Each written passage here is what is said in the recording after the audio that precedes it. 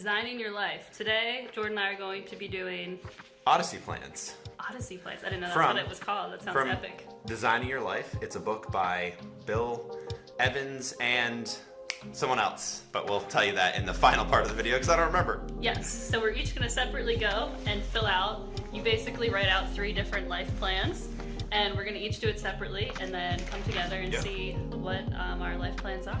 Bill Burnett and Dave Evans. I mixed their names up, it's fine. Yeah, so you do 3 different versions of your life plan, and then, we'll talk about it. I'm excited to see what you put, and then, see if I we have very different life plans. I finished mine, Miranda's gonna be doing hers soon, and I'll share. I learned some pretty cool insights. This was really, really hard for me. We'll see how hard it is for Miranda, and we'll talk about what we learned. Yes, see you on the flip side. Okay, so Miranda and I did our Odyssey plans from the Designing Your Life thing. We gave you a little bit intro to that, but basically, again, this was 3 different plans, 3 different life plans. The first one is your current plan. The second one is what would happen if that current plan was just gone out the window, that it didn't exist anymore, there was no option for that. And then the third plan was supposed to be something super crazy. Now, our thoughts on this, Miranda did a lot better than I did about thinking outside the box. I realize that I am struggling with this, but yeah, did you want to jump in and share your stuff first? Yeah, no, I thought it was fun. We definitely have had to reevaluate our plan probably about 50 times this year, like most people. 2020, what the heck? So even just the current plan was interesting because our current plan is like current plan like 7.0. So but at first it's a little confusing, the setup of the sheet to figure out what to do, but you kind of set it up with where like each year and what you're doing each year. Yeah, and I think with these worksheets, I think it's okay to just make it work for you. We both kind of did that. I mean, especially if you don't understand the instructions 100%. Now maybe someone's going to look at this and be like, I know exactly what that means. For us, it was just a little bit of a struggle to figure out, okay, what exactly are they trying to have us get to here? So I think making it work for you is fine. Yeah, and it was fun. I like the crazy idea because they said you need to kind of break down that barrier in your mind. That's like, don't do that, that's a bad idea. To think of those ideas that could potentially have some, truth behind them or something that is possible and not totally crazy. So, and actually the hardest one for me was the intermediate one. If everything I struggled with that one too.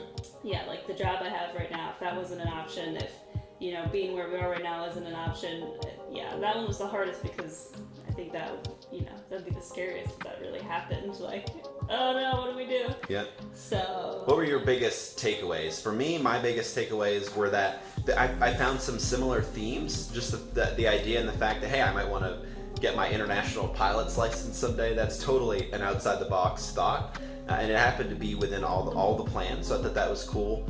I think that's just a super benefit is seeing what keeps popping up. What do you really want to follow through with? There were some other things personally and professionally that were similar across the board.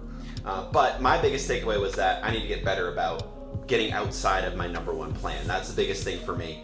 I've been so focused on my number one goal for years. And even just thinking that, hey, there's other ideas that exist, there's other things that can happen, there are other ways to go versus just what I had already planned. So that was the biggest takeaway for me from this, and I thought this was super valuable. I love doing it.